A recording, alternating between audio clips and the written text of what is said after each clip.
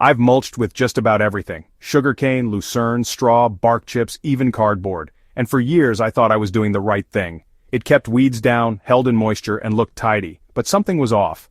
The topsoil stayed dry beneath thick mulch layers, earthworms disappeared, and that dark crumbly structure I wanted, nowhere in sight. Then, last autumn, I tried something new, not out of strategy but necessity. A storm took down branches from nearby native trees, Alakaswarina, Corymbia, and Angophora. I gathered up the fallen leaves and needles, shredded them lightly, and tossed them into my raised beds as mulch. I didn't expect much. In fact, I worried about allelopathy or acidity, but what happened next changed the way I mulch, possibly forever. Have you ever tried native leaf litter in your garden beds? If so, I want to hear your experience. Drop a comment below. Your observations might just help another gardener get their soil back on track. Now let's talk about what I actually saw beneath the surface.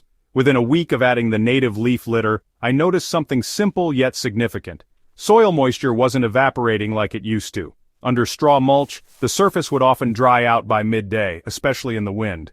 But with this fine natural litter, it stayed dark and cool for days.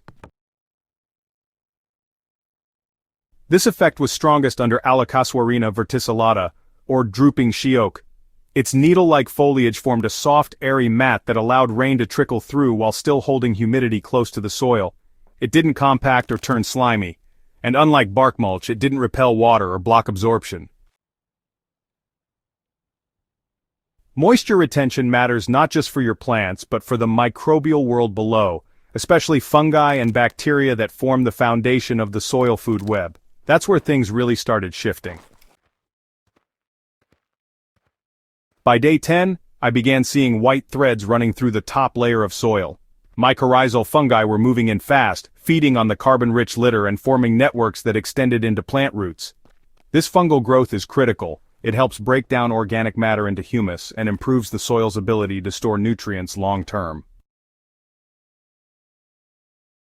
This result was most visible where I used Angophora costata, or smooth-barked apple, whose soft, leathery leaves broke down at the perfect pace. Not too fast, not too slow. They fed the fungi, built humus, and created a soil texture that felt rich and responsive. By day 14, I could smell the difference: earthy, sweet, alive. The real game changer was what happened beneath all that fungal activity. Earthworms returned, and fast. Not just one or two after a rain, but dozens, wriggling freely through the topsoil, weaving in and out of the litter layer. I'd seen this kind of worm activity before, but usually only after applying worm castings or compost tea. This time, it came naturally. The combination of moisture, mild surface temperature, decomposing leaf matter, and increased microbial activity created the perfect environment for worms to not only visit, but live. Corymbia citriodora, or lemon-scented gum, surprised me the most. While, fresh eucalyptus is often feared for being too harsh, the dried and shredded leaves from this tree proved worm-safe and even seemed to attract them. I had worried about allelopathy, but because the leaves were aged and shredded, they broke down gradually and didn't create toxic conditions. By the second week, I began finding worm castings on the soil surface, a surefire sign that worms were feeding, digesting, and building soil structure right where I wanted them to. I left a control section of my bed mulched with straw, same plants, same watering. After 3 weeks, the difference was visible. The plants under the native leaf litter were larger, greener, and more upright.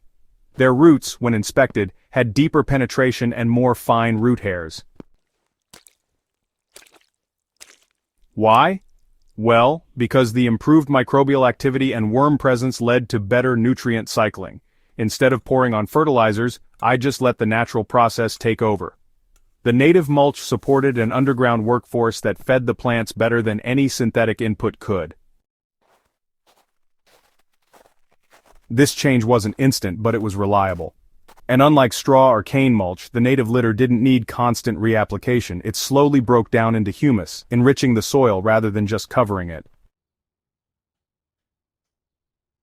Native trees drop foliage that decomposes in sync with the soil biology they evolved alongside.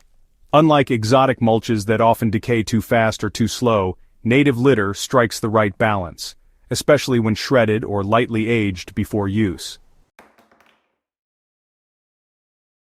It also supports fungal-dominant decomposition, which is ideal for perennial systems, food forests, and raised beds that aren't turned often. The result is a soil that breathes, holds water, and feeds itself. Earthworms, fungi, and beneficial microbes all find their niche in this environment.